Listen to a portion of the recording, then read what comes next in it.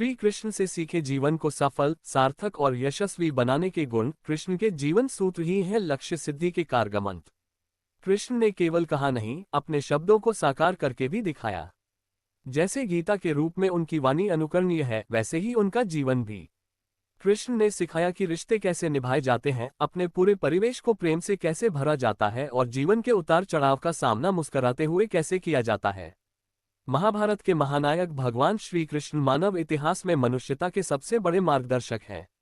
उनका गीता उपदेश जीवन प्रबंधन का अनुपम ग्रंथ है और उनका व्यक्तित्व कृतित्व गीता की साकार और प्रेरक कसौटी। यदि हम प्रयास करें तो उनके जीवन से सीख लेकर पूरी 360 डिग्री पर अपने जीवन को सफल, सार्थक और उन्हीं की भांति यशस्वी बना सकते हैं। संसार की रणभूमि में अपने जीवन की महाभारत में जय के लिए कृष्ण के जीवन सूत्र ही लक्ष्य सिद्धि के कारगर मंत्र हैं। सभी से प्रेम करने वाले भगवान श्री कृष्ण का जीवन प्रेम का पर्याय है। वे माँ, पिता, भाई बलराम, सखा अर्जुन और गोपियों सहित प्रकृति मात्र, यहाँ तक कि पशु पक्षियों से भी सदैव प्रेम करते हैं। कवि रसखान ने कृष्ण के प्रेम को अभिव्यक्त करते हुए लिखा है कि शेषनाग, गणेश जी, शिव, विष्णु और इंद्र जिनकी महिमा का निरंतर गान करते हुए जिन्हें अनादि, अनंत, अखंड, अछेद व अभेद्य बताते हैं, वेद से नारद तक और सुखदेव से व्यास तक सारे ज्ञानी और साधक जिनके स्वरूप को जानने का प्रयत्न करते रहते हैं मगर जान नहीं पाते, ऐसे परम परमात्मा जब मानव रूप में श्री कृष्ण अवतार ग्रहण करते हैं तो ग्राम्य बालाएं महज एक दोना भर छाछ के बदले उनसे नाच नचवाती हैं और प्रेम के वशीभूत कृष्ण उनके समक्ष नाचने लगते हैं। श्री कृष्ण सिखाते हैं, निश्चल प्रेम हर क्षण को सुख से भर देता है और पशु पक्षियों सहित पूरे परिवेश को आनंदमय कर देता है। हर समय मुस्कुराने वाले श्री कृष्ण का समूचा जीवन संकट, संघर्ष और चुनौतियों की कथा है।